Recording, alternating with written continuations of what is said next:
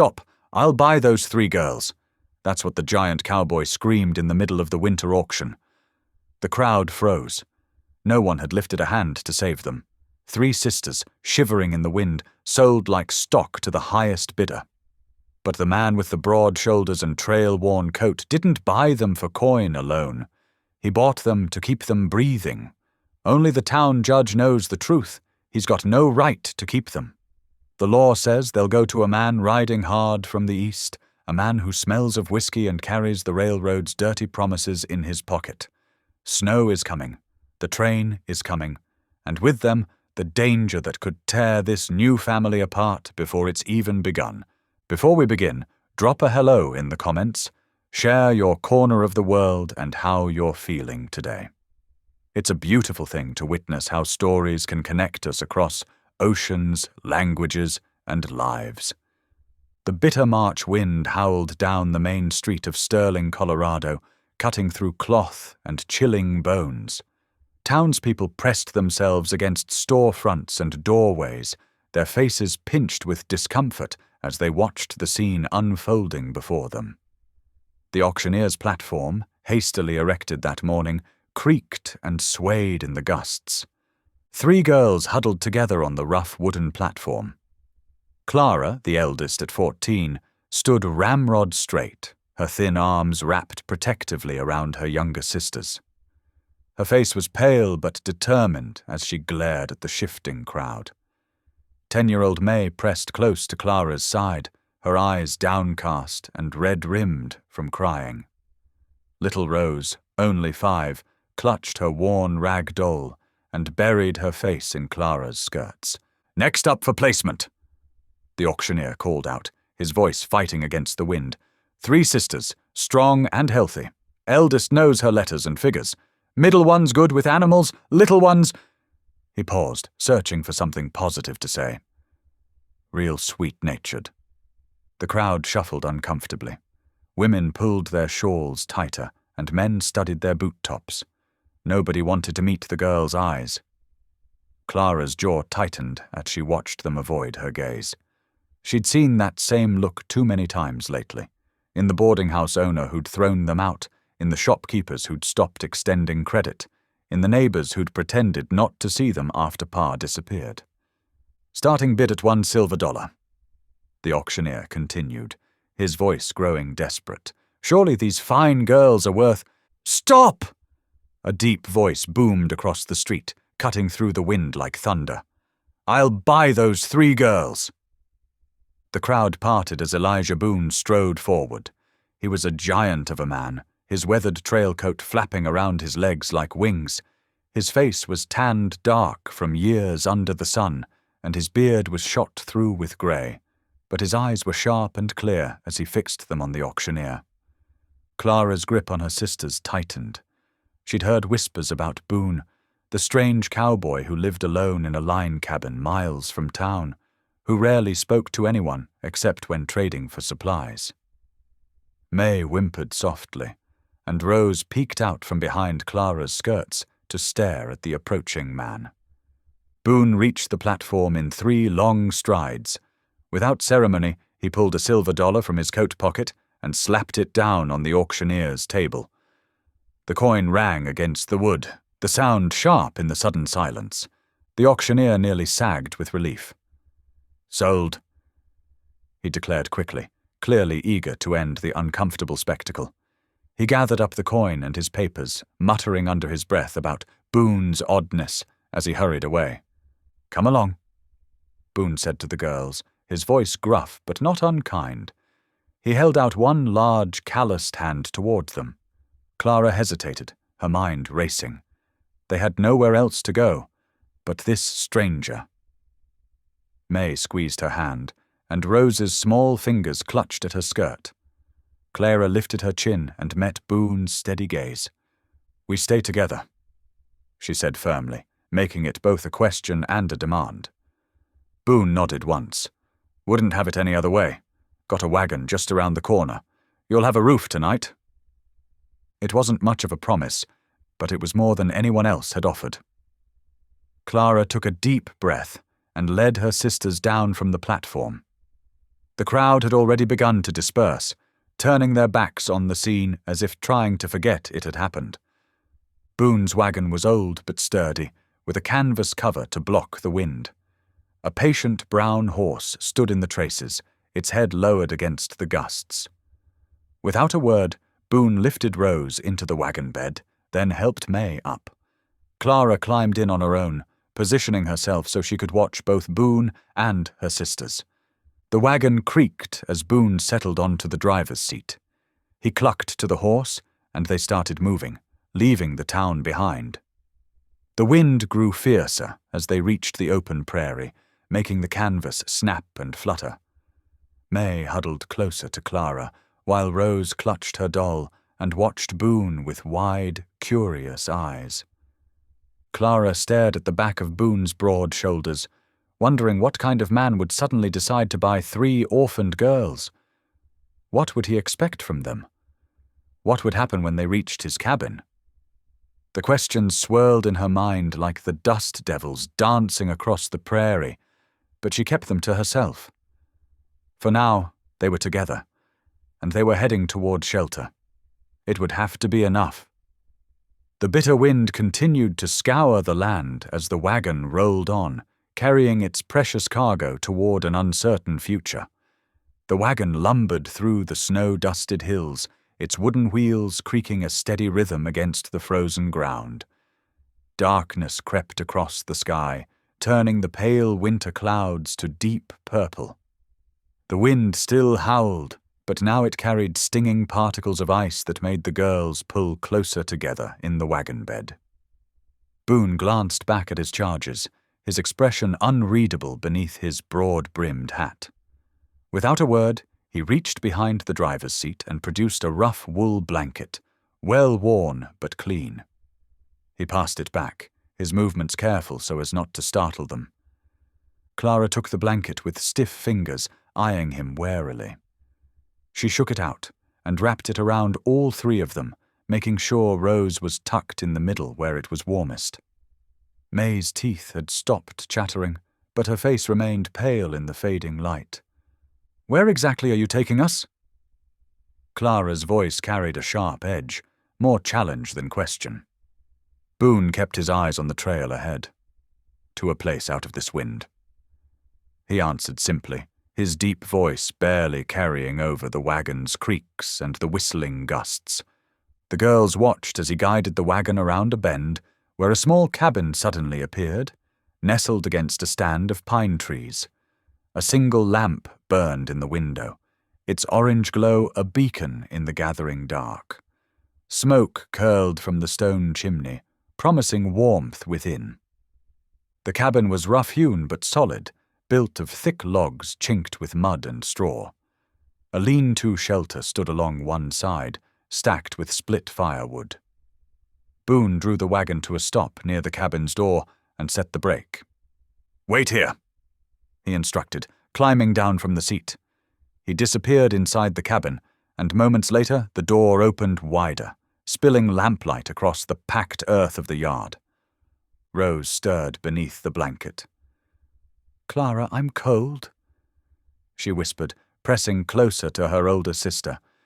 "Just a little longer," Clara promised, though uncertainty made her voice waver. Boone returned to help them down from the wagon. His large hands were surprisingly gentle as he lifted Rose, then steadied May as she climbed down. Clara managed on her own, keeping her sisters close as they hurried into the cabin. Inside, the air was warm and carried the mingled scents of coffee and wood smoke. The cabin's single room was spare but tidy. A pot-bellied stove squatted in one corner, its door glowing with banked coals. A narrow bed stood against the far wall, its quilt pulled neat and tight. A rough-hewn table with 2 chairs occupied the center of the room, while shelves lined with provisions and cooking implements covered one wall. "Sit by the fire," Boone directed, gesturing to 3 wooden crates he'd pulled up near the stove. The girls perched on them, still wrapped in the blanket, while he moved about the cabin with purpose. He took 3 tin cups from a shelf and filled them with hot water from a kettle on the stove. From a ceramic jar, he spooned dark molasses into each cup, stirring carefully before handing them out. "Ain't much for treats," he said gruffly, "but it'll warm you up." May took a careful sip, her eyes widening slightly at the sweetness. Rose copied her, while Clara held her cup without drinking, watching Boone's every move. He paid them little mind as he went about his tasks, bringing in a pail of fresh snow to melt for washing. The familiar routine seemed to settle him, as if having 3 unexpected guests wasn't entirely upending his solitary life. When the girls had finished their drinks and the worst of the chill had left them, Boone turned down the bed. "You 3 take the bed," he said, already gathering extra blankets for himself. "I'll sleep fine on the floor." Clara opened her mouth to protest, but exhaustion made her arguments fade before she could voice them. The events of the day, the auction, the long ride, the uncertainty of their future, seemed to crash over all 3 girls at once. Rose was already swaying with sleepiness, her rag doll clutched loosely in one hand. May helped Clara get their little sister settled in the middle of the bed, then climbed in beside her. Clara took the outside edge, positioning herself between her sister's and Boone's makeshift pallet on the floor. The lamp's flame was turned low, casting long shadows on the log walls. Boone lay still on his blankets, but the occasional shift of weight told Clara he was awake too. She waited until Rose's breathing had settled into the deep rhythm of sleep, then leaned close to May's ear. "It's just for tonight," she whispered, as much to convince herself as her sister. "Tomorrow we'll find someone proper to take us in." May nodded against the pillow, but said nothing. She was already drifting off, worn out by fear and cold and relief. Across the room, Boone stared at the ceiling's shadowy beams. His thoughts echoed Clara's words, "Just for tonight." Tomorrow he'd ride them back to town, find them a proper home with a woman to look after them. What did he know about raising 3 girls? He was a line rider, used to months of solitude, not a family man. But as sleep finally began to claim him, his last conscious thought was of how right it had felt to step forward when the auctioneer's gavel was about to fall. Whatever tomorrow might bring, tonight these girls were safe and warm, and that was enough for now. Dawn broke cold and clear over the snow-covered hills. Boone stirred the coals in the stove and added fresh wood, watching as the flames caught and grew. The girls still slept, huddled together under his thick quilt. He moved quietly, not wanting to wake them just yet. In the pantry, he found a half loaf of bread and his last jar of strawberry jam. Not much, but it would have to do. He set these on the table, along with 3 tin plates and a note scratched on a scrap of paper. "Gone to town. Back before dark. Help yourselves to bread and jam." The morning air bit sharp as Boone saddled his horse. Fresh snow had fallen during the night, and drifts stretched across the trail like white waves frozen in place. His mount picked its way carefully through the deepest spots, making the usual 2-hour ride into town stretch even longer. Main Street was already bustling when Boone arrived. He tied his horse outside Jensen's general store and stepped inside, stamping snow from his boots. The bell above the door announced his arrival, and conversations stuttered to a halt. Mrs. Jensen, arranging penny candy in glass jars, looked up with undisguised curiosity. "Morning, Mr. Boone," she said, her voice carrying across the store. "Quite the excitement yesterday at the auction." Boone nodded briefly, moving toward the shelf of basic supplies. He could feel eyes following him, hear the whispers start up again. Bought them right there in the street. 3 of them, can you imagine? Wild notion, a man like that taking in children. He gathered what he needed. Flour, sugar, coffee beans, trying to ignore the gossip swirling around him. But his ears caught every word, especially when someone mentioned the girl's father. Gambling debts in 3 territories, I heard. Left those poor things with nothing. Paying for his purchases, Boone stepped back into the cold.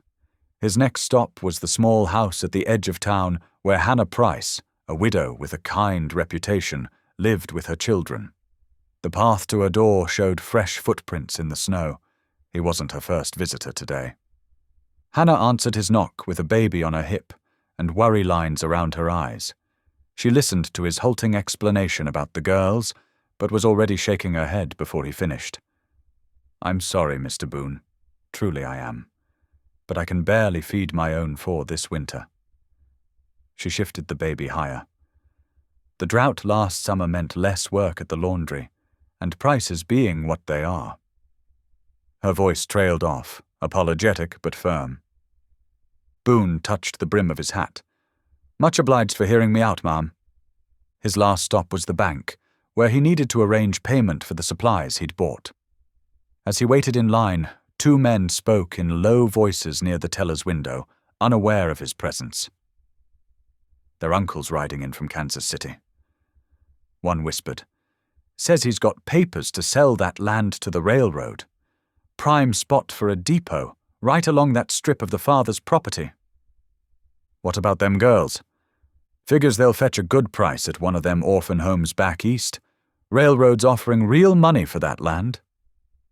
Boone's hands clenched at his sides. He knew men like this uncle, had seen them strip mining towns of everything valuable, including children's futures, the kind who'd sell their own kin for a profit without a second thought. The ride back seemed longer, the drifts deeper. His horse ploughed through the snow while Boone's mind worked over the problem. He had no claim to the girls beyond that silver dollar at the auction. But that uncle, he'd sell them offshore as sunrise, split them up without a care. The cabin came into view just as afternoon shadows began stretching across the snow. Smoke rose straight from the chimney in the still air. Through the window, Boone caught glimpses of movement. Inside, he found the cabin transformed. The floor had been swept clean, dishes washed and put away. May was just finishing wiping down the table, while Rose carefully arranged Boone's few books on their shelf.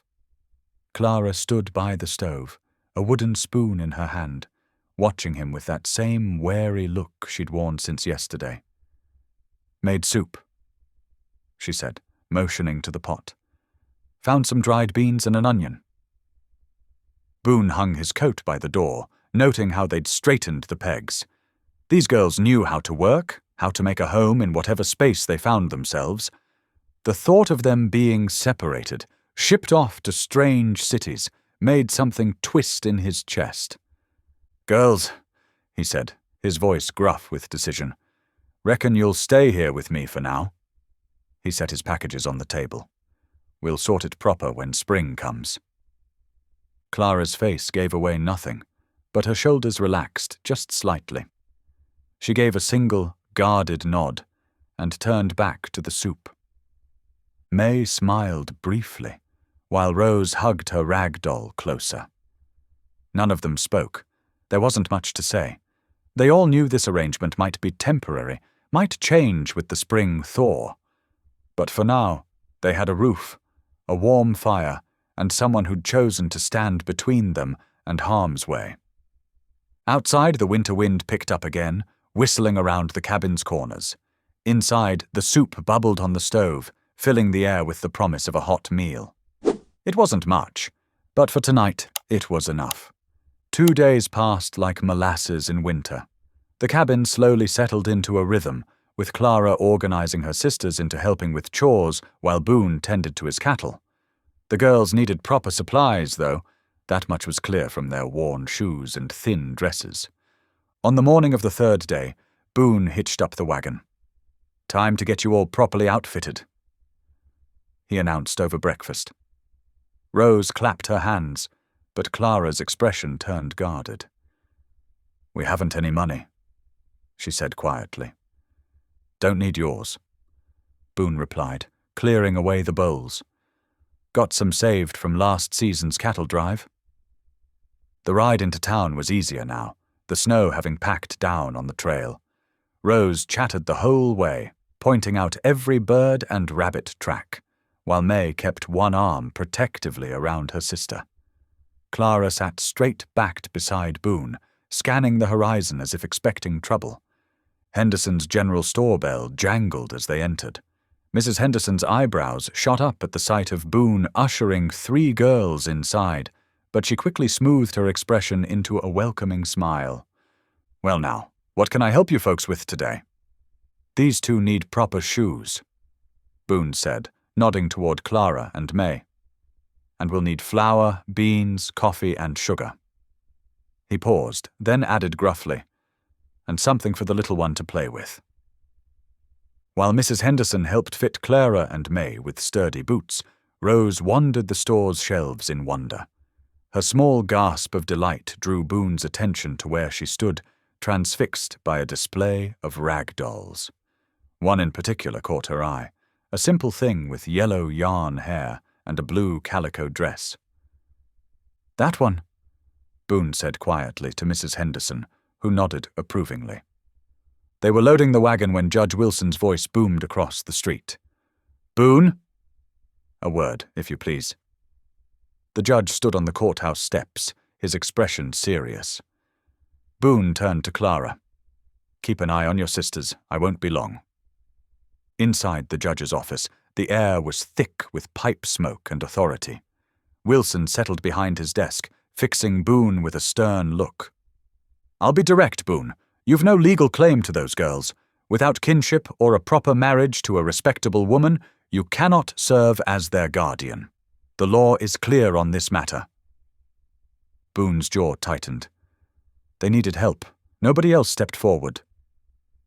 "Your intentions may be honorable," Wilson conceded, "but good intentions don't override the law. If their uncle arrives—" "The uncle who's already planning to sell their land?" Boone interrupted, his voice sharp. Wilson's eyebrows rose. "That's a serious accusation. Do you have proof?" Boone's silence was answer enough. The judge sighed. "Find a proper solution, Boone." "Soon, or I'll have no choice but to intervene." The ride home was quieter, despite Rose's delight with her new doll. Boone's mind churned with the judge's words as the wagon creaked over the rutted trail. The girls had started to trust him, to feel safe.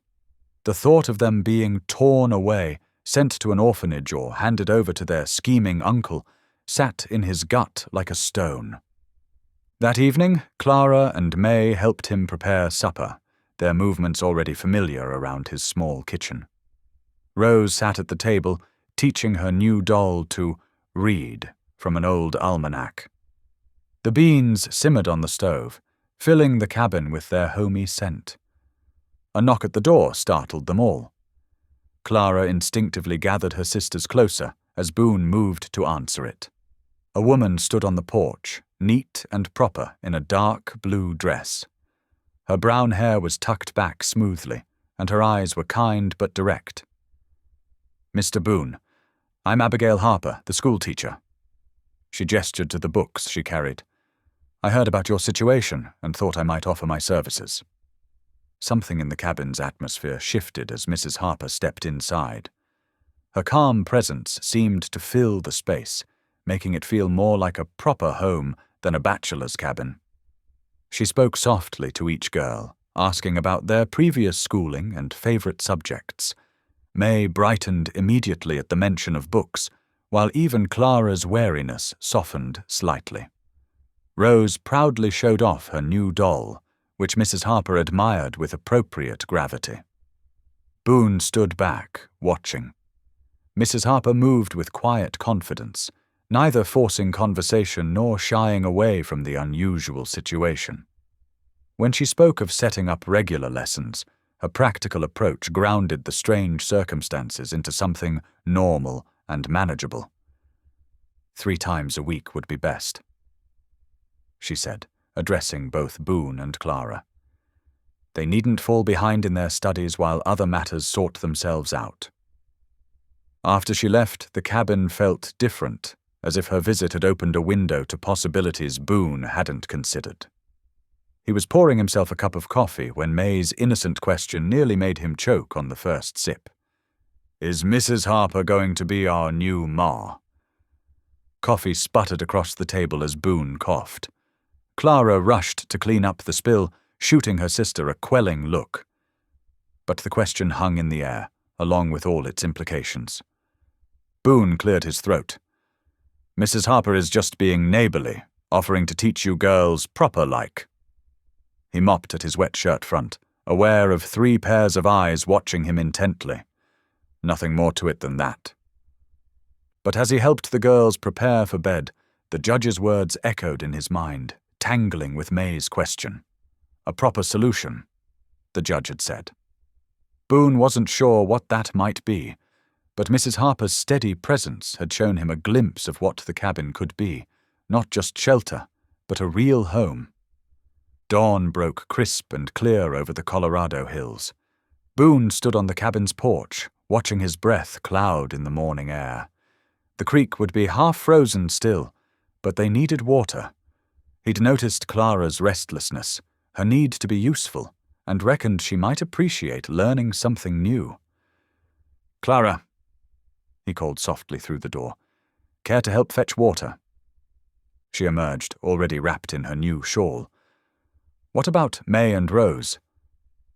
"They're still sleeping sound. We won't be gone long." The wagon creaked as they rode, frost crunching beneath the wheels. Clara sat straight-backed beside him, her hands folded in her lap. The morning silence stretched between them until she broke it. "How long have you lived out here alone?" she asked, her voice careful but curious. Boone adjusted the reins. "Going on 15 years now. Came west after the war, found this patch of ground and stuck. 15 years is a long time to be by yourself." "Reckon so." He glanced at her. "Sometimes alone is easier. Less chance of—" He trailed off, then added quietly, "less chance of losing folks." Clara nodded, understanding in her young face. They reached the creek, its surface glinting with patches of thin ice. Boone helped her down, then showed her how to test the ice's strength with a long stick. "See how it splinters there?" He pointed to where the stick had cracked the surface. "That means it's too weak to trust. Always check before stepping close. Water's dangerous when it's half frozen like this." Clara proved a quick study, helping him fill the barrels while avoiding the treacherous spots. As they worked, she asked more questions about his trail days, his cattle drives, the places he'd seen. Boone answered honestly, sharing simple stories of stampedes and prairie storms. They returned to find May and Rose awake, the younger girl clutching her new doll while May stirred up the morning fire. The cabin smelled of coffee when Abigail Harper arrived, her arms full of books and a covered basket. "Good morning," she called cheerfully. "I've brought some fresh biscuits to share." Rose ran to peek in the basket, but May held back, glancing at Clara for permission. Clara's face remained carefully neutral as she helped unload the water barrels. Abigail set up their lessons at the rough table, praising May's neat letters and Rose's counting skills. Clara worked silently on her reading, though Boone noticed her stealing glances at the school teacher's gentle interactions with her sisters. The morning passed peacefully until hoofbeats approached. Boone stepped out to find Jim Murphy, a freight wagoner he knew from town, pulling up his team. "Mighty cold for traveling," Boone offered, noting the man's worried expression. "Need a word, if you can spare it," Murphy said, accepting a cup of hot coffee. He glanced at the cabin. "Somewhere private-like." They walked to the barn, steam rising from their cups. Murphy spoke low, his words careful. "Passed through Sterling yesterday. Saw something you ought to know about.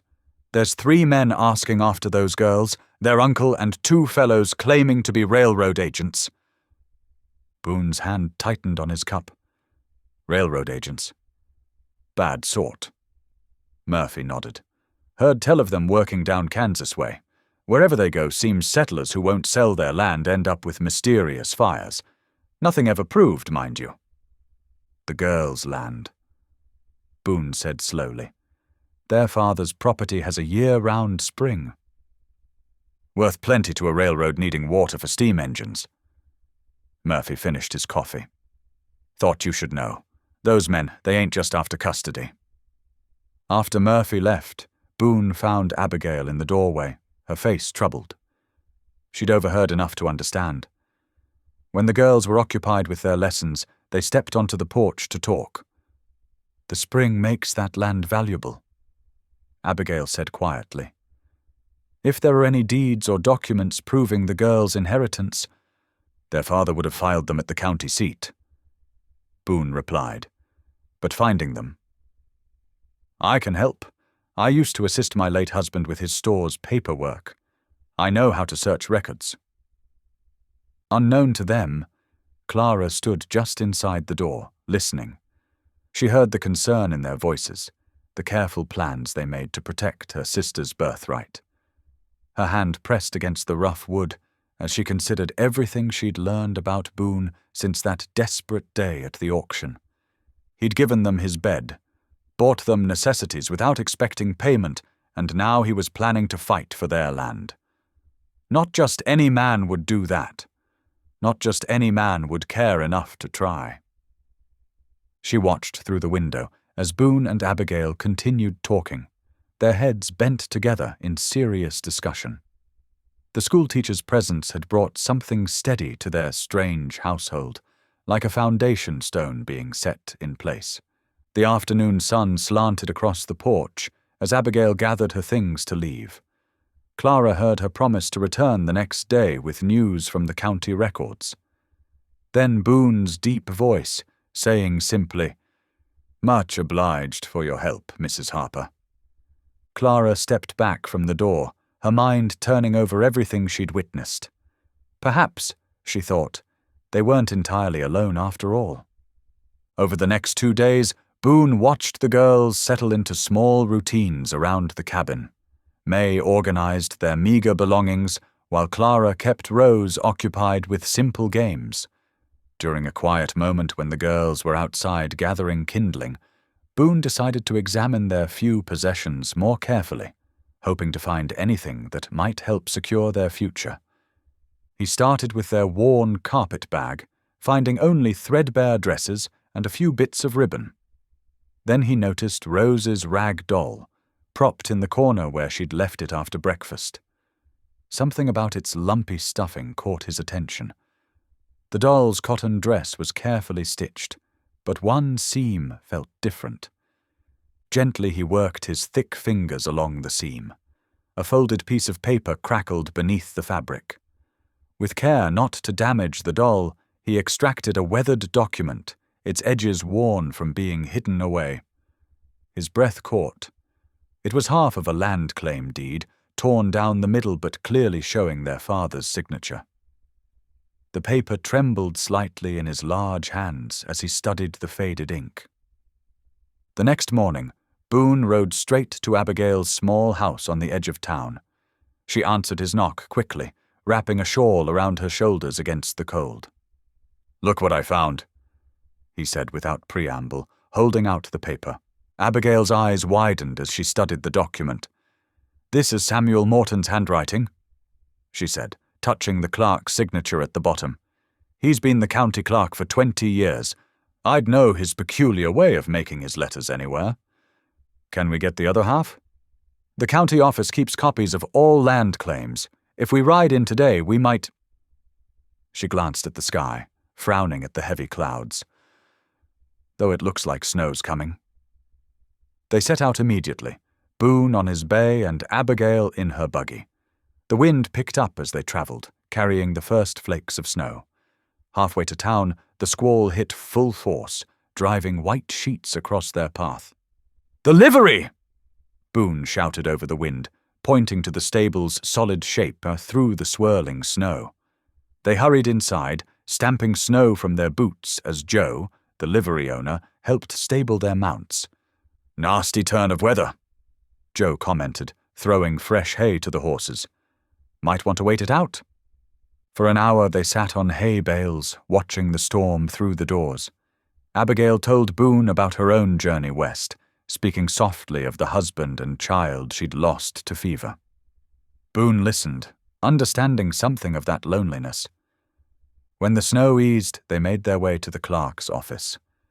Samuel Morton was exactly as Abigail had described, precise, methodical, and eager to help once he understood their purpose. Yes, yes, he muttered, rifling through his files. The Whitcomb claim, 1879. Here we are. He pulled out a document, making a certified copy with careful strokes of his pen. The complete deed confirmed what Boone had suspected. The spring lay dead center on the girls' land, a vital water source in the increasingly valuable territory. Their next stop was the judge's office, where Abigail suggested filing for guardianship immediately. The judge, however, had other ideas. "Mr. Boone," he said firmly, "the law requires proof of domestic stability. A permanent household, you understand. A single man in a line cabin." He shook his head. "It's not suitable for raising young ladies." Boone's jaw tightened, but he kept his voice level. What exactly would make it suitable? The judge's meaning was clear without being stated. Marriage to a respectable woman would solve the legal hurdle. Boone rode home with that thought weighing heavy on his mind. Marriage not for love, but for the girl's protection. It seemed a cold way to enter such a sacred bond. That evening, as Boone stoked the fire, Clara approached him hesitantly. She stood for a moment, working up her courage, then spoke softly. "I never thanked you proper for the boots," she said, glancing down at her feet. "They're real good for keeping warm, walking to the creek and such." Boone looked up, surprised by this crack in her usual defensive manner. "Glad they fit right," he replied carefully, not wanting to spook this fragile moment of trust. Clara nodded once, then turned away, but something had shifted between them. It was small, just a few words about boots, but in that moment, Boone felt the first real hope that these girls might truly become his family. The next morning dawned with a crystalline brilliance that made the snow-covered ground sparkle like scattered diamonds. Boone helped the girls into their warmest clothes, the new dresses Abigail had helped them alter from donated church boxes. Clara fastened Rose's buttons, while May struggled to tie her own bonnet ribbon. "Here, let me," Boone said, his big fingers surprisingly gentle as he fixed the stubborn bow under May's chin. She beamed up at him, the trust in her eyes still catching him off guard sometimes. The wagon wheels creaked through fresh snow as they made their way to the small white church that sat like a dove on the hill overlooking town. Inside, the pot-bellied stove radiated welcome warmth, and morning light streamed through frost-edged windows. The wooden pews, worn smooth by years of faithful attendance, were already filling with families. Abigail stood near the front, gathering children for the opening hymn. Her dark hair caught glints of sunshine, and her quiet smile welcomed each child who joined the group. When she saw the girls, she waved them over. "Come on," she called softly. "We're singing All Things Bright and Beautiful today." May practically skipped forward, while Rose tugged at Clara's hand to hurry her along. Clara went more slowly, but Boone noticed she didn't hesitate, like she would have a week ago. The children's voices rose pure and clear in the morning air. May's sweet alto blended perfectly with the other voices, while Rose's enthusiastic, if off-key contribution brought smiles to nearby faces. Even Clara joined in softly, a guard lowering in the peaceful atmosphere. Boone sat in the back pew, his hat on his knee, watching the scene unfold. The familiar words of the hymn stirred memories of his own childhood, of his mother's voice singing these same verses. He'd wandered far from such moments, but sitting here now, something inside him yearned toward their simple grace. After the service, while the girls helped Abigail arrange hymn books, Boone approached Reverend Elias Gray. The preacher stood by the door, saying farewell to departing parishioners. His black broadcloth coat was well worn but immaculate, and his bearing held both dignity and warmth. "Reverend," Boone said quietly, "might I have a word?" Of course, brother. The Reverend gestured to the church steps. They walked out into the crisp air, their boots crunching in the snow. Boone explained his situation, the girl's predicament, the uncle's threats, the judge's requirements. The Reverend listened carefully, his dark eyes thoughtful. When Boone finished, Gray nodded slowly. "The law can be a rigid thing," he said, "but it need not stand in the way of doing right." He glanced toward the church where the girls' laughter could be heard. "I would be willing to speak as witness to your character in court, and—" He paused meaningfully. "Should you and Mrs. Harper come to an understanding, I would be honored to perform the ceremony." Boone's throat tightened. "It seems wrong, somehow, asking a woman to marry just for appearance's sake."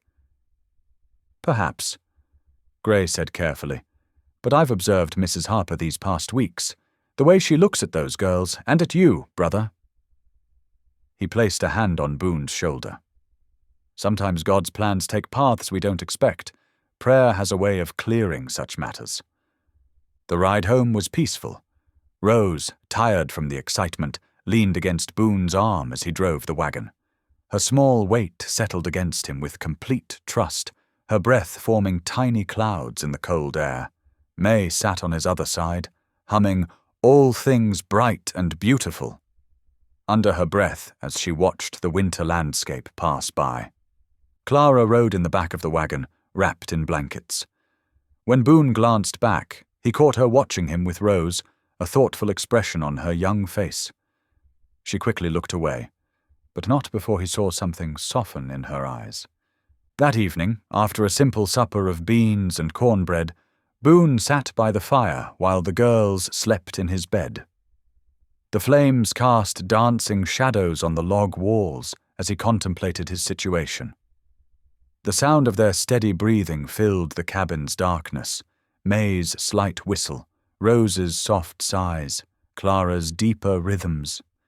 He'd spent his whole life avoiding permanent ties, preferring the freedom of the trail and the simplicity of being answerable only to himself.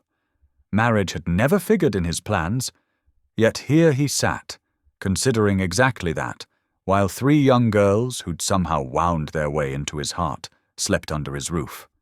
Boone added another log to the fire, watching the sparks rise up the chimney like prayers.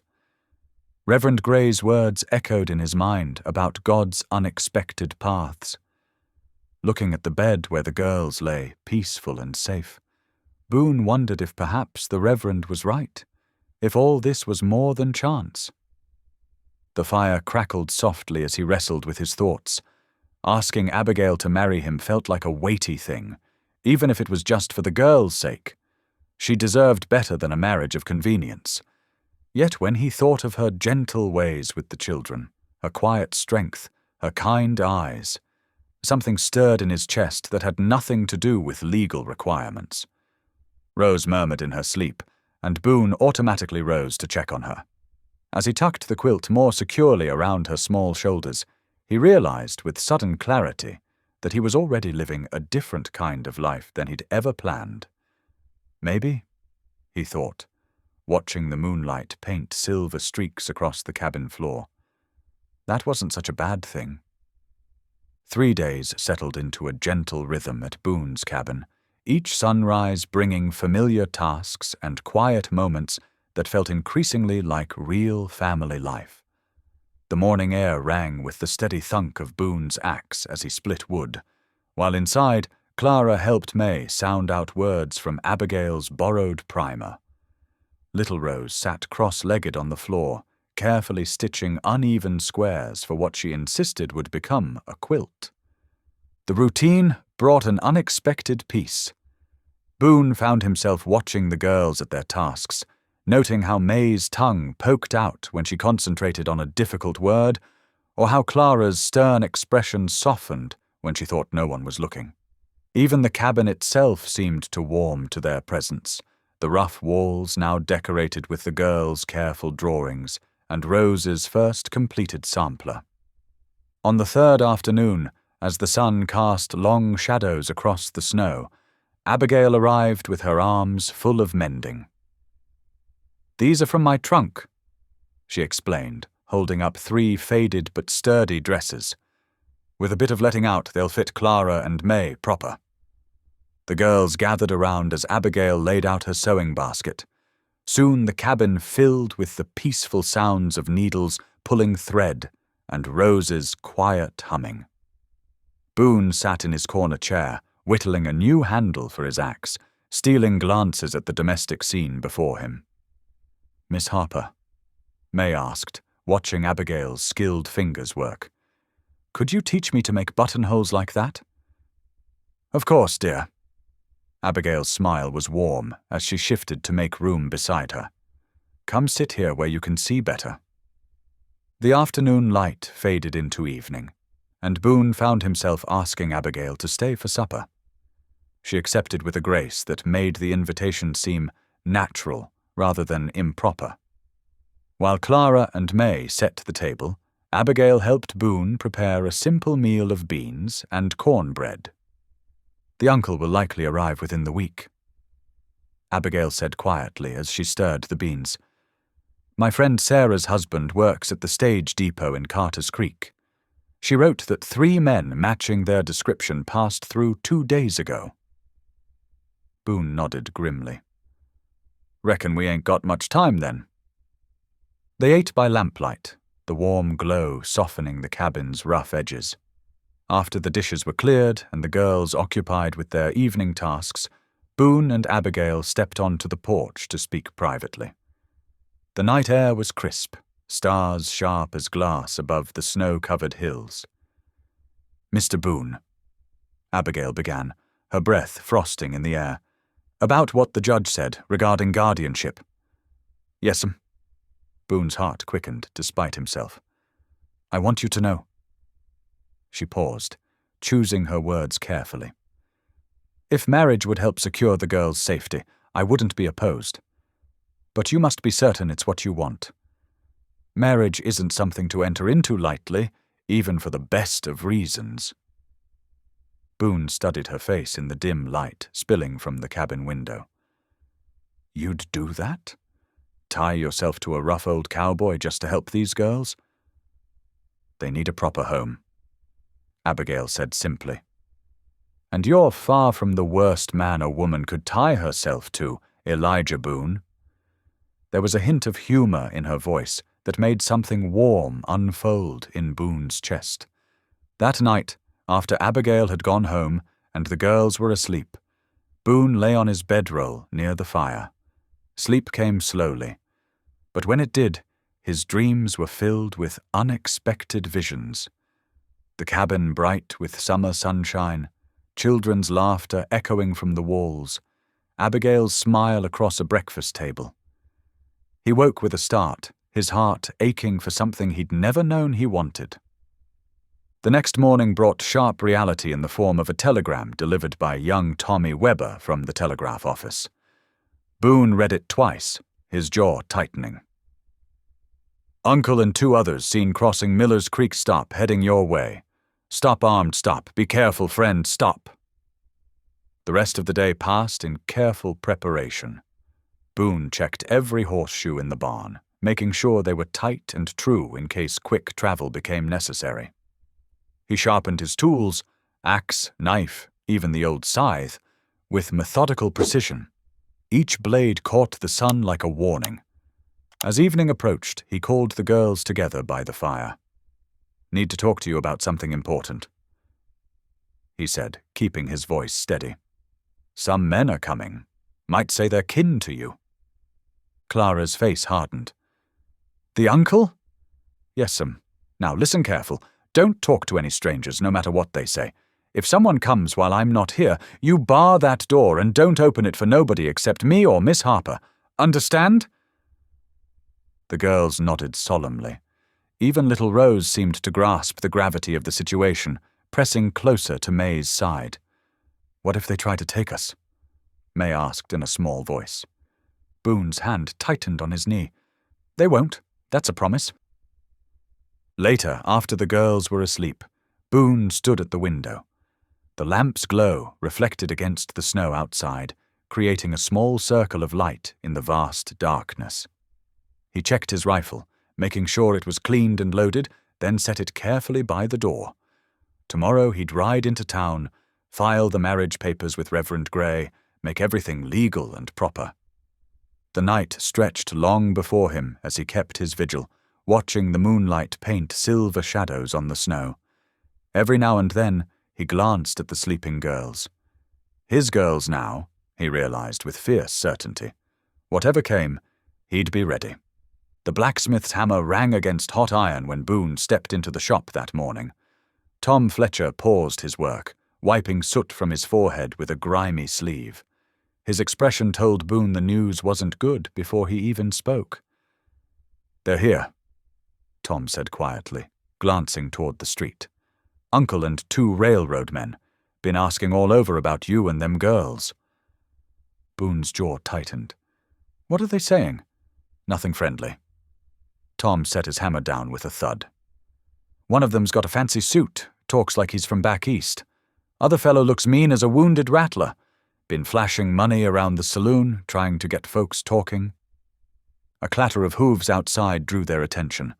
Abigail Harper hurried into the shop, her skirts dusty from riding. "Mr. Boone, Reverend Grey sent me to find you. The court papers are nearly ready. Just need your signature to make the guardianship proper and legal." Hope flickered in Boone's chest. If they could secure the papers before the uncle made his move. He nodded his thanks to Tom and strode toward the courthouse, Abigail keeping pace beside him. They hadn't gone 20 steps when Sheriff Mills stepped into their path, his weathered face grim. "Hold up there, Boone. Got to tell you something." He gestured them aside, away from curious ears. "That uncle of theirs is raising hell. Says you're holding those girls unlawful, maybe even against their will. Now, I know that ain't true, but get out of my way, Sheriff."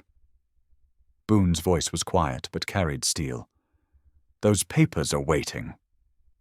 The sheriff held his gaze for a long moment, then stepped aside. "Just watch yourself, Boone. Those railroad men ain't the kind to play fair." Inside the courthouse, Reverend Grey waited with the documents spread on a scarred wooden desk. His calm presence steadied the room as Boone read through each page carefully before signing. The Reverend's dark eyes were knowing as he witnessed the signatures. "The law is with you now," he said softly. "But law isn't always enough when men's hearts are dark with greed." The ride home seemed longer than usual, darkness gathering early under heavy clouds. Boone found the girls inside, Clara watching through the window, while May and Rose played quietly with their dolls. "Did you sign the papers, Mr. Boone?" Clara asked, her young face too serious for her years. "I did." He hung his coat by the door. "Judge'll make it official tomorrow." Clara twisted her apron in her hands. What if the uncle tries to take us anyway?" Boone knelt down to meet her eyes. "Not while I'm breathing," he promised, his voice rough with feeling. "You're my girls now. Nobody's taking you anywhere." Little Rose padded over and climbed into his lap, wrapping her arms around his neck. The simple trust in that gesture nearly broke his heart. May and Clara joined them, and for a long moment they sat together in the fading light. Outside, snow began to fall, thick flakes whispering against the windows. Boone gently disentangled himself from the girls and walked to the door. He checked his rifle one more time, then set it carefully beside the frame. Whatever came with tomorrow's light, he'd be ready. Morning sunlight glinted off fresh snow as Boone and Abigail sat with Reverend Grey in his small church office. The minister's steady hand moved across paper, recording their testimony about the girls' welfare and Boone's provision for them. "And you'll ensure their education continues?" Reverend Grey asked, looking up from his writing. "Yes," Boone answered firmly. "Mrs. Harper's been teaching them regular. They're learning fast." Abigail smiled. "Rose can already write her letters, and May's reading improves daily. Clara helps teach the little ones." After signing the final documents, they hitched up Boone's wagon. "There's something I want to show the girls," he said, turning off the main trail toward their father's old property. The spring lay in a protected hollow, sheltered by cottonwoods. Even with snow thick on the ground, water bubbled up clear and strong from the earth. May and Rose clapped mittened hands at the sight, while Clara stood quiet, taking it all in. "This is yours," Boone told them, his breath clouding in the cold air. "Your pa knew what he had, water that runs true even in winter. That's why those railroad men want it so bad. But we won't let them have it. This'll be your inheritance, safe and proper." Back at the cabin, Abigail helped the girls prepare a celebration supper. The simple meal of beans, cornbread, and preserved peaches felt like a feast. Lamplight cast warm shadows as they gathered around the table. "Pass the bread, please, Pa," Clara said softly, the word falling natural and easy from her lips. Boone's hand trembled slightly as he passed the plate. Something expanded in his chest, warm and full, that had nothing to do with the heat from the cooking stove. He caught Abigail's gentle smile across the table, her eyes bright with understanding. The next morning dawned clear and cold. "I'll ride to town for supplies," Boone told the girls. "Mind Mrs. Harper while I'm gone." But when he returned that afternoon, his heart stopped at the sight of the cabin door standing open. Snow had drifted across the threshold, marking the hours it had hung unlatched. Inside, chairs lay overturned, the girls' books scattered across the floor. Boot prints, too many, too large to be the girls', tracked through the cabin and back outside. With trembling fingers, Boone pulled a paper pinned to the door with a hunting knife. The message, written in a cruel, scrawling hand, read, "They'll be in Denver by sunup. You'll never see them again." The paper crumpled in his fist as an icy wind whipped through the empty cabin, carrying away the last echoes of Clara's "Pa" from the night before. Boone's boots barely touched the cabin floor before he was running for the barn. His fingers, usually steady, fumbled with the horse's harness in his haste. Shadow, his fastest mount, sensed his urgency and danced sideways as Boone cinched the saddle tight. "Easy now," he murmured, though his own heart hammered against his ribs. "We've got work to do." The geldings' hooves thundered across the frozen ground as they burst from the barn. Boone leaned low over Shadow's neck, scanning the main trail that led east toward Denver. Fresh snow had begun to fall, soft flakes that threatened to erase any trace of the kidnappers' passage. "Lord above," Boone whispered through clenched teeth, "help me find my girls." 2 miles out, where Hanson's ranch stretched along the valley floor, Boone spotted young Tommy Hanson feeding chickens in the yard. He reined Shadow to a stop, snow flying from the horse's flanks. "Boy," he called out, "you see a covered wagon pass by today?" Tommy looked up, clutching his feed bucket. "Yes, sir, Mr. Boone, real early before the sun was proper up. Heading east on the Denver road." Boone's heart leapt. "How many people?" "Couldn't rightly tell, sir. Wagon was covered tight, but I heard little voices inside." Without another word, Boone touched his heels to Shadow's sides.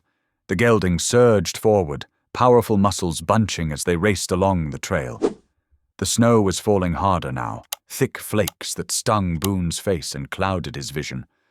But he wouldn't slow down. Couldn't slow down. Every minute meant another mile between him and the girls. He thought of May's gentle ways, how she'd taken to caring for the cabin's chickens. Rose's bright laugh when he'd taught her to whistle through a blade of grass. Clara's quiet strength, finally starting to trust him. The memory of her calling him Pa just yesterday twisted like a knife in his chest. The morning wore into afternoon. Boone stopped only when necessary, leading Shadow to streams to drink and rest briefly.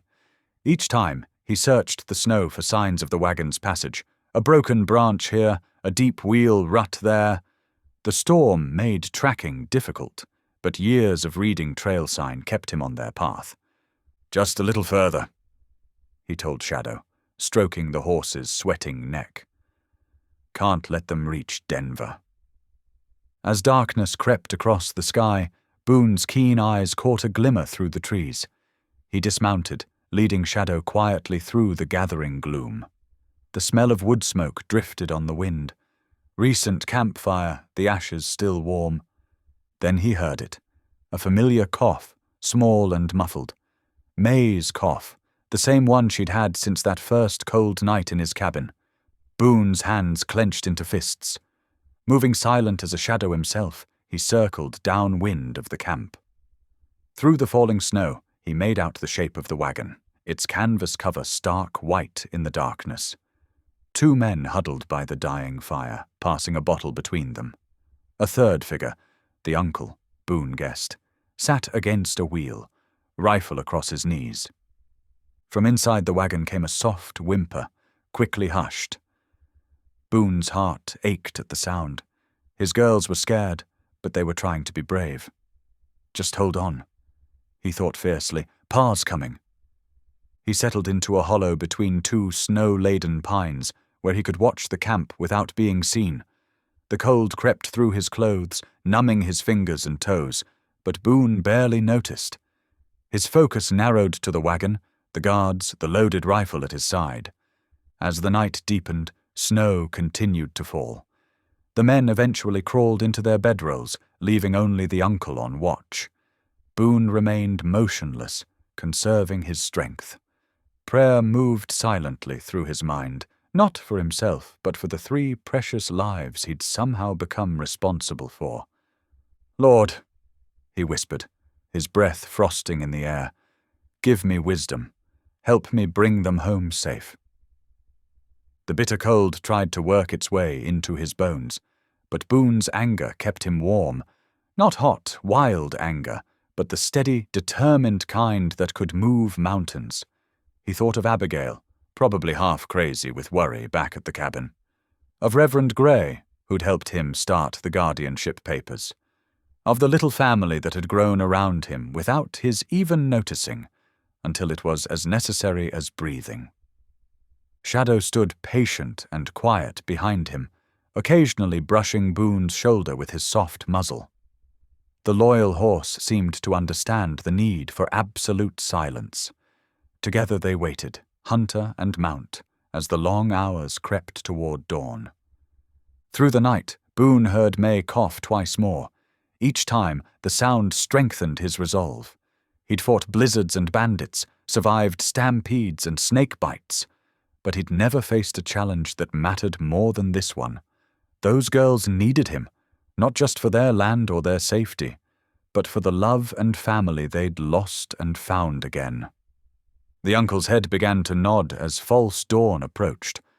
Boone flexed his cold, stiffened fingers, checking his rifle one last time. Soon the light would grow strong enough to act. He settled deeper into his hiding place, patient as the mountains themselves, and waited for his moment to come. The eastern sky lightened to pearl gray, painting the snow-covered ground in soft shadows. Boone flexed his cold, stiffened fingers and eased himself up from his hiding place. Shadow stood ready, breath steaming in the dawn air. The camp was quiet except for the uncle's gentle snoring. He'd finally dozed off despite his watch duty.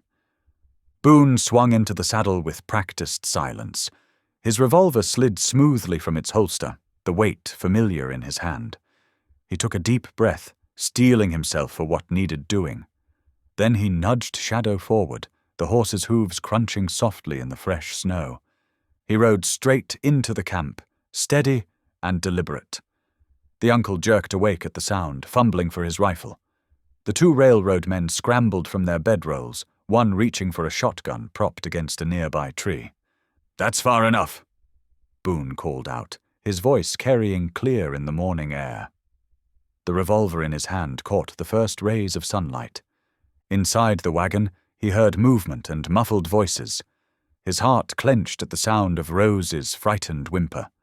The uncle pushed himself to his feet, trying to muster authority despite being caught off guard.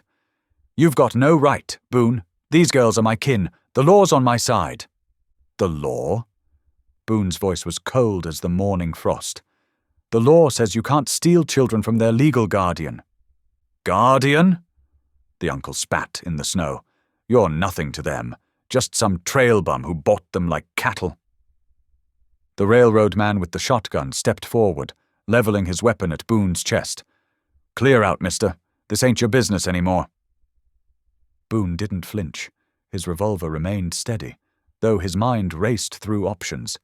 3 armed men, with the girls caught in between. He couldn't risk a shootout. "Clara," he called out, loud enough to carry to the wagon. "May." "Rose. Come to me now." "Don't you dare." The uncle started, but his words were cut short by the sound of approaching hoofbeats. All heads turned as Reverend Elias Gray rode into the clearing from the western trail, his black coat dusted with snow. The morning light caught the silver cross at his throat as he reined his horse to a stop. "I believe these papers have something to say about the matter," the Reverend announced, holding up a leather document case. His calm voice carried authority that made even the railroad men hesitate. "What papers?" the uncle demanded. "Court-approved guardianship documents," Reverend Gray replied, drawing out the official papers. "Signed by Judge Harrison yesterday afternoon, granting full legal custody of Clara May and Rose Whitcomb to Elijah Boone." The uncle's face twisted in fury. "That's impossible. You're lying." "The court seal doesn't lie," the Reverend said firmly. "Nor does the judge's signature. These girls are legally under Mr. Boone's protection now." The railroad man with the shotgun wavered, uncertainty crossing his face. His companion muttered something about not signing up for a kidnapping charge. The canvas wagon flap rustled. Clara's face appeared, her eyes finding Boone's. In that moment of connection, something passed between them. Trust, recognition, belonging. She scrambled down from the wagon and ran toward him through the snow. May followed close behind, carrying little Rose wrapped in a blanket. Boone kept his revolver trained on the men as the girls reached him, positioning Shadow so his bulk shielded them. "You all right?" he asked quietly, not taking his eyes off the threat. "Yes, Pa," Clara answered, and the word carried more weight than any legal document could. The uncle let loose a string of curses that made even the railroad men wince. Reverend Gray's expression hardened. "I suggest you leave this territory by sundown," the Reverend said, his voice carrying the weight of both spiritual and earthly authority. "The court's decision is final, and these men," he nodded toward the railroad agents, "would do well to remember that kidnapping charges carry heavy sentences in Colorado territory." The railroad men exchanged glances. The one with the shotgun slowly lowered his weapon. "Come on," he muttered to his partner. "This job ain't worth prison time." They began gathering their gear, careful to keep their movements slow and obvious. The uncle stood alone now, his face twisted with thwarted greed and rage. "That spring was worth a fortune," he snarled. "Those girls were my ticket to it." "That spring," Boone said quietly, "belongs to these girls, and they belong with me now." May pressed closer to his leg, one arm still holding Rose tight. Clara stood straight and proud beside Shadow, her chin lifted in defiance of the uncle who would have sold their birthright. "I suggest you start riding," Reverend Gray told the uncle. "Sundown comes early this time of year." The uncle glared at them all for a long moment. Then he spat once more in the snow, grabbed his rifle and saddlebag, and stalked toward his horse. The railroad men were already mounted, turning their horses east toward Denver. Boone kept his revolver ready until all 3 men had ridden out of sight. Only then did he holster the weapon and turn his full attention to the girls. "Let me look at you," he said softly, scanning their faces for any sign of harm. Rose reached for him with both arms, and he swung down from the saddle to gather her close. May pressed against his side, her fingers clutching his coat. Clara stood back a step, but her eyes were bright with unshed tears. "We knew you'd come," she whispered, Always will, Boone answered, his voice rough with emotion. He held out his arm, and Clara stepped into the family embrace. Reverend Grey sat quietly on his horse, giving them a moment. The morning sun broke fully over the eastern hills, setting the snow-covered ground ablaze with light.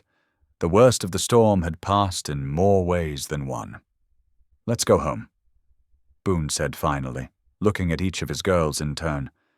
"Abigail will be worried sick about you all." May smiled through her tears. "Can we have pancakes?" "I reckon we can manage that," Boone answered, his heart so full it felt near to bursting. "First one home gets to lick the spoon." Rose giggled, the sound bright as silver bells in the morning air. Clara helped May into the saddle, while Boone mounted behind them, settling Rose securely in front of him.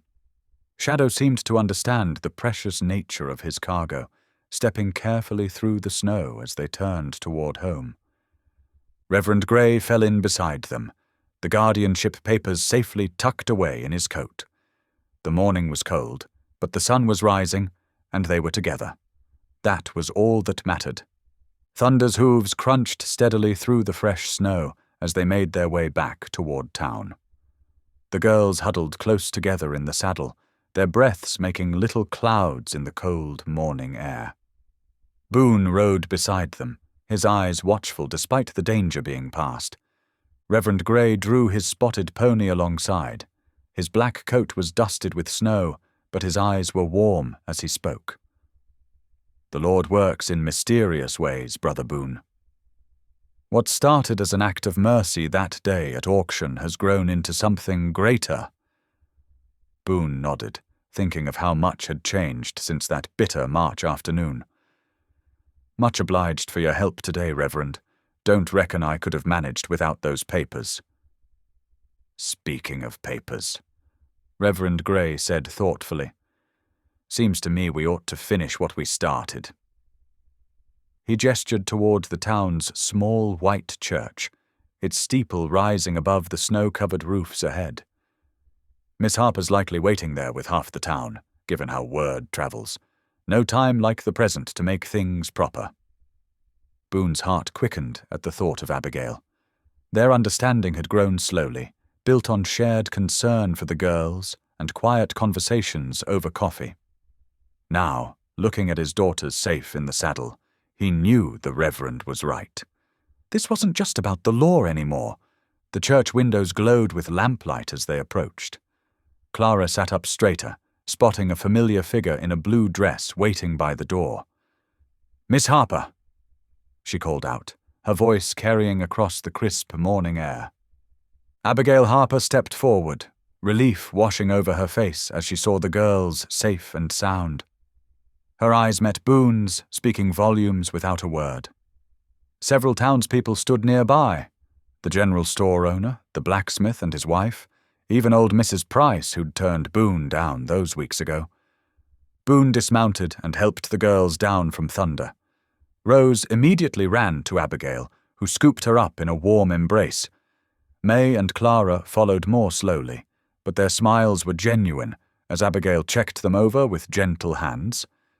"They're fine," Boone assured her. "Just tired and cold." He stepped closer, his voice dropping so only she could hear. "Abigail, I know we talked about marriage for the girls' sake, but—" He paused, gathering his thoughts. "These past weeks, watching you with them, sharing coffee and conversation, I reckon I'd be proud to call you my wife. Not just for the law, for us." Abigail's eyes softened as she looked up at him. "I've been thinking the same, Elijah Boone."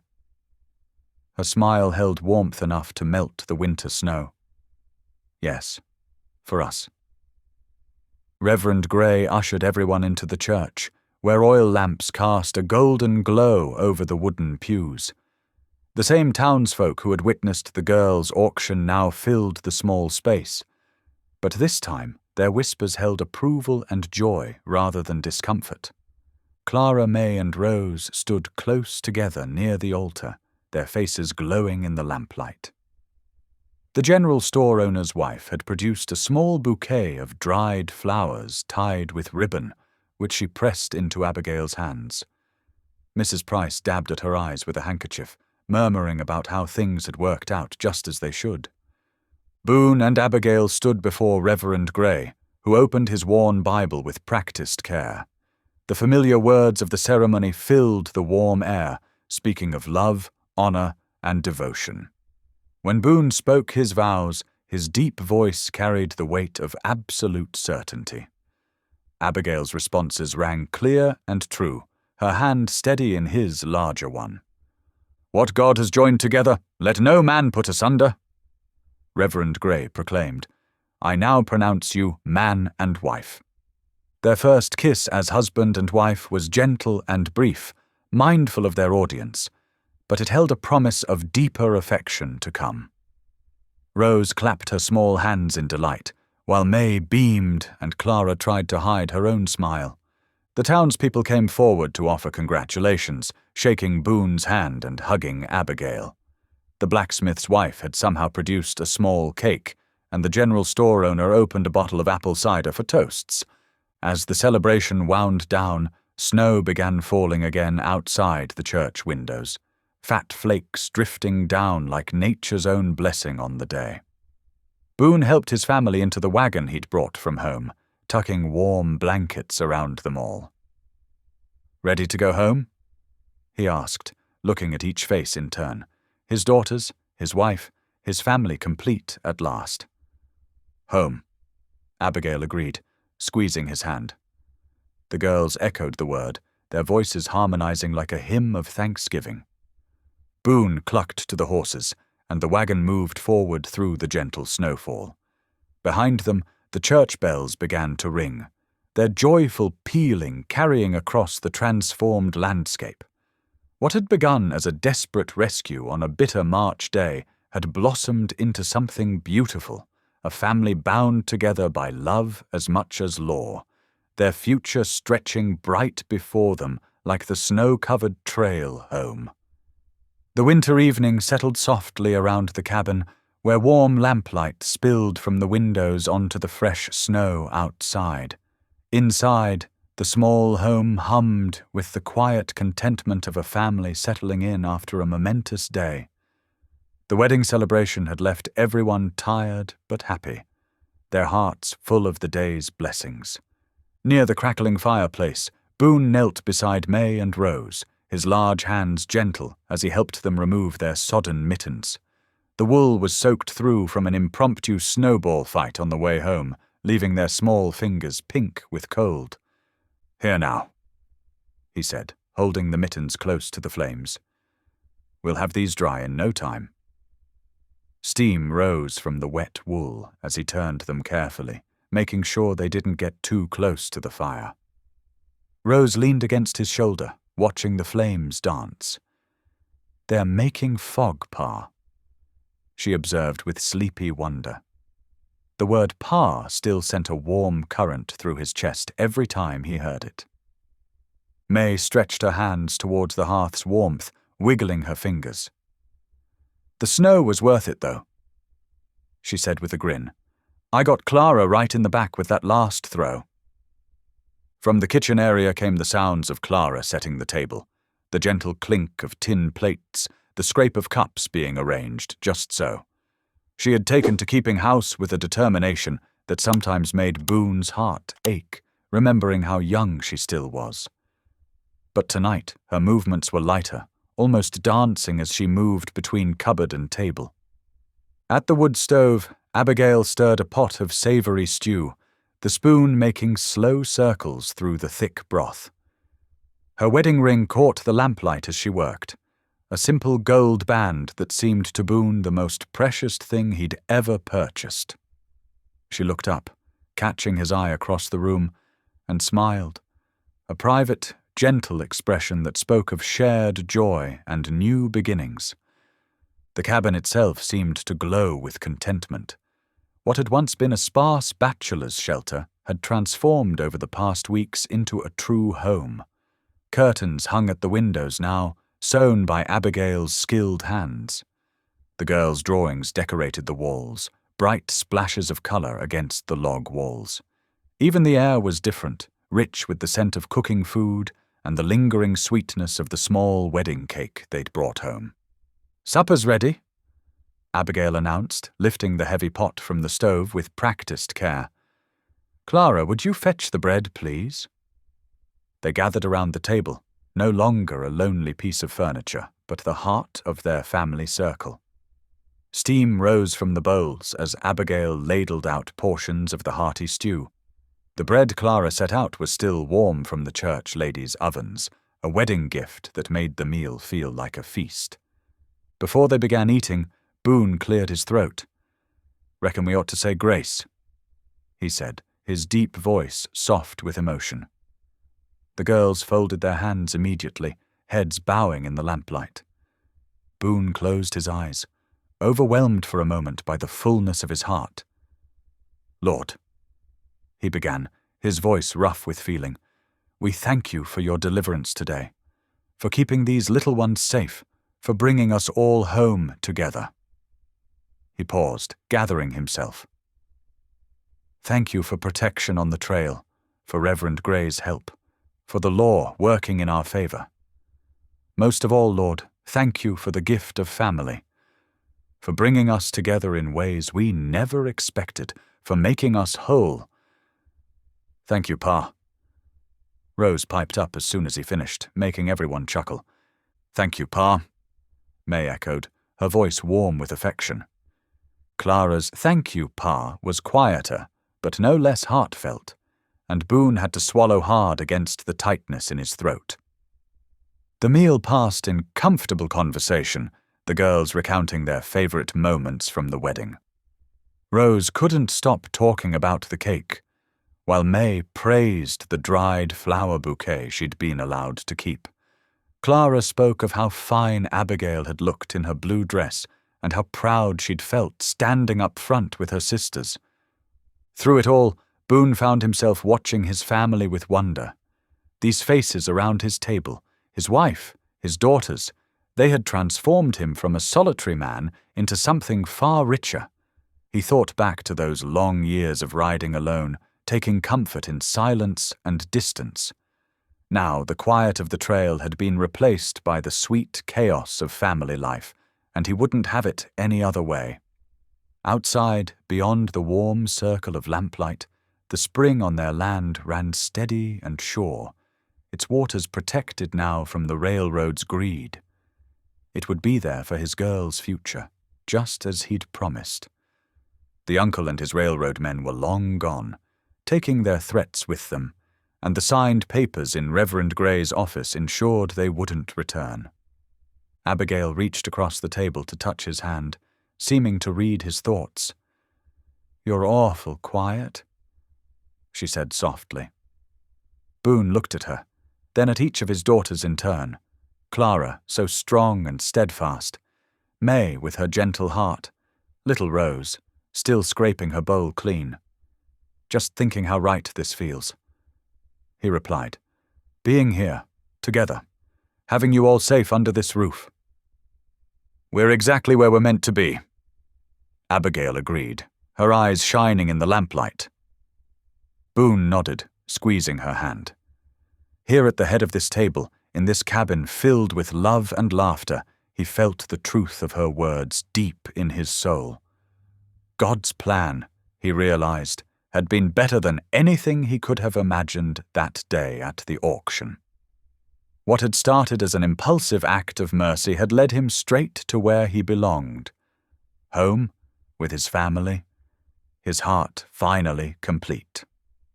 Thanks for being here. If this story stirred something in you, a memory, a feeling, a truth, go ahead and subscribe. I'll be back tomorrow with another moment that just might speak to your soul.